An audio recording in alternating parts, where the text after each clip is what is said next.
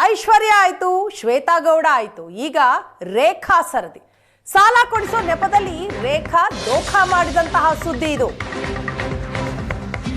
ಐಶ್ವರ್ಯ ಗೌಡ, ಶ್ವೇತಾ, ನಂತರ ಈಗ ರೇಖಾ.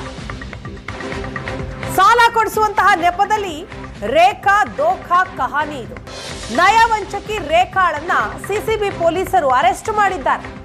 25 ಕೋಟಿ ಆಸೆ ತೋರಿಸಿ 5.25 ಕೋಟಿ ಗುಳುಂ ಮಾಡಿದ್ದಾರೆ. ಕಾರ್ಲ್ಟನ್ ಟವರ್ ಹೆಸರಿನಲ್ಲಿ ಉದ್ಯಮಿಗೆ ದೋಖಾ ಮಾಡಿದ್ದಾಳೆ ರೇಖಾ. ಇಡಿ, ಐಟಿ, ಸಿಸಿಬಿ ಹೆಸರನ್ನ ಹೇಳ್ಕೊಂಡು ಕೋಟಿ ಕೋಟಿ ವಂಚಿಸಿದ್ದಾಳೆ. ರೇಖಾಗೆ ಸಾಥ್ ಕೊಟ್ಟಿರೋದು ಆಕೆಯ ಪತಿ ಮಂಜುನಾಥ್. ಆತನನ್ನು ಕೂಡ ಸಿಸಿಬಿ ಪೊಲೀಸರು ಈಗ ಅರೆಸ್ಟ್ ಮಾಡಿದ್ದಾರೆ. ಗಂಡ ಹೆಂಡತಿ ಸೇರ್ಕೊಂಡು ವಂಚಿಸಿರುವಂತಹ ಪ್ರಕರಣ ಇದು. 25 ಕೋಟಿಯ ಆಸೆ ತೋರಿಸಿ 5,25,00,000 ಗುಳುಂ ಮಾಡಿದ್ದಾರೆ.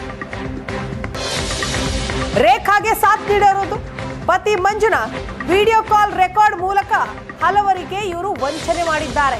ಹನಿ ಟ್ರ್ಯಾಪ್ ಮಾಡಿರೋ ಬಗ್ಗೆಯೂ ಕೂಡ ಶಂಕೆ ಇದೆ. ಮಾಹಿತಿಗಳನ್ನು ಸಂಗ್ರಹಿಸ್ತಾ ಇದ್ದಾರೆ ಸಿಸಿಬಿ ಪೊಲೀಸರು. ಸದ್ಯ ಇಬ್ಬರನ್ನು ಕೂಡ ಅರೆಸ್ಟ್ ಮಾಡಿ ವಿಚಾರಣೆಗೆ ಒಳಪಡಿಸಿದ್ದಾರೆ. ಯಾವ ರೀತಿ ದೋಖಾ ಮಾಡ್ತಾ ಇದ್ರು, ಯಾರ್ಯಾರನ್ನ ಬಲೆಗೆ ಬೀಳಿಸಿದ್ರು, ಹೇಗೆಲ್ಲ ವಂಚಿಸಿದ್ರು ಅನ್ನೋದರ ಕುರಿತಾದಂತಹ ಮಾಹಿತಿಯನ್ನ ಸಂಗ್ರಹಿಸ್ತಾ ಇದ್ದಾರೆ. ಇಡಿ, ಐಟಿ, ಸಿಸಿಬಿ ಹೆಸರು ಹೇಳ್ಕೊಂಡೆ ಇವರು ಮೋಸ ಮಾಡಿರೋದು. ಕಾರ್ಲ್ಟನ್ ಟವರ್ ಹೆಸರಿನಲ್ಲಿ ಉದ್ಯಮಿಗೆ ದೋಖಾ ಮಾಡಿ ಸಿಕ್ಕಾಕೊಂಡಿದ್ದಾರೆ. 25 ಕೋಟಿ ಆಸೆ ತೋರಿಸಿದ್ದಾರೆ. ಆಸೆ ತೋರಿಸಿ 5.25 ಕೋಟಿ ಗುಳುಂ ಮಾಡಿದ್ದಾರೆ.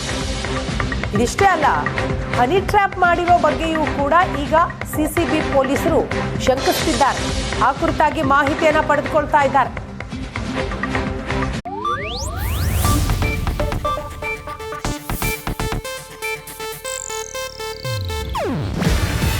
ಇದು ಏಷ್ಯಾನೆಟ್ ನ್ಯೂಸ್ ನೆಟ್ವರ್ಕ್ ಪ್ರಸ್ತುತಿ. ನೀವು ನೋಡ್ತಿದ್ದೀರಾ ಏಷ್ಯಾನೆಟ್ ಸುವರ್ಣ ನ್ಯೂಸ್.